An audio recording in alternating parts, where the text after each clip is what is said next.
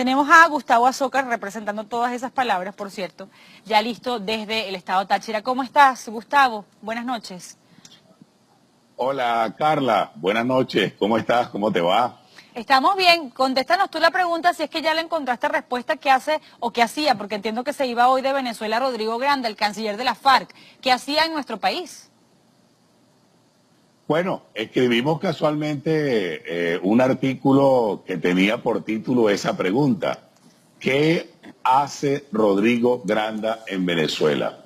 Recibió permiso por 9 días de la Justicia de Paz de Colombia para estar en Venezuela y solamente tenía en agenda formal, oficialmente, una conferencia en una universidad en San Juan de los Morros, solamente un día.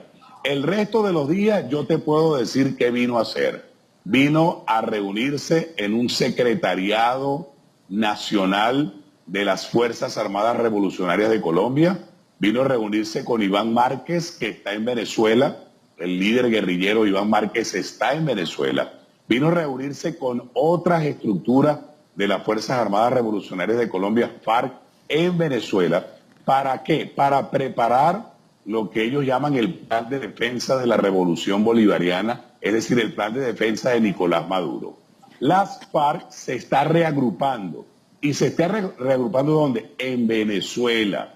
Los cuadros altos, medios y bajos de las FARC están en Venezuela. ¿Dónde están? En Zulia, en Guárico, en Cojedes, en Apure y en Amazonas. Están revisando el armamento que las FARC no le entregó a la ONU. A la ONU le entregaron unas armas que no servían, unos fusiles inservibles, toda la chatarra de armamento que tenía las FARC, eso se lo entregaron a la ONU para que la ONU creyera que las FARC se estaban desarmando, pero eso es mentira. El armamento de grueso calibre de las FARC está en Venezuela, está escondido en Guárico, en Cojedes, en Apure y en Amazonas. ¿Y está escondido para qué? Para defender a Nicolás Maduro y para regresar a las armas cuando fracase el proceso de paz que inventó Juan Manuel Santos en Colombia. El periodista Gustavo Azócar nos acompaña a esta hora aquí en Hello Buenas Noches. Gustavo, voy a leerte parte de lo que me llegó de ese informe. Yo no lo había mencionado antes, pero me parece súper oportuno conectar las cosas, ¿no? Como para hacer la denuncia antes que al narcorrégimen se le ocurra, ¿no? Atentar contra alguien más en Venezuela. Lo que me decía este coronel del componente del ejército, él abandonó pues su guarnición, por cierto, en Caracas y evidentemente pide el anonimato, pero él me dijo que el gobierno de Nicolás Maduro, cada vez más acorralado, pues estaba empezando a ver que estos hechos como por ejemplo el de María Corina Machado o hechos como el de Rodrigo Granda están absolutamente conectados.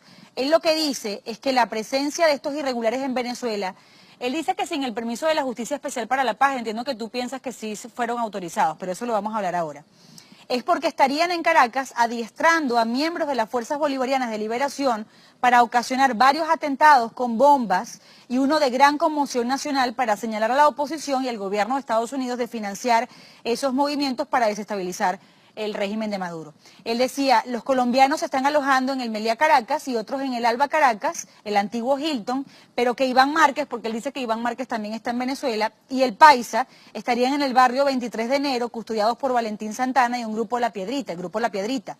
Ellos dos porque son las caras más visibles para evitar una foto o que alguien de la prensa los vea. Nos decía que podríamos empezar a ver atentados en las calles principales de Venezuela, como ocurrían en la Colombia de los años 80 o el principio de los 90, y dijo que cuando él escuchó estos planes, dijo que él no iba a participar en eso porque en esa reunión en la que supuestamente él estuvo, el régimen los llamaba daños colaterales, estos asesinatos.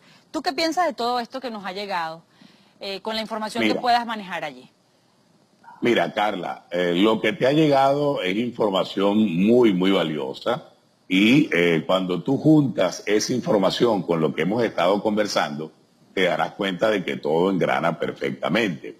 Nicolás Maduro, asesorado por supuesto por los cubanos, por Raúl Castro y por Miguel Díaz-Canel, el payaso de Raúl Castro actualmente en Cuba, ¿Qué ha hecho Nicolás Maduro?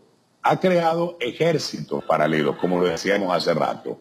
La milicia es un ejército paralelo, pero también ha pedido ayuda a las Fuerzas Armadas Revolucionarias de Colombia, las FARC. Por eso Rodrigo Granda viajó a Venezuela y estuvo 9 días en Venezuela.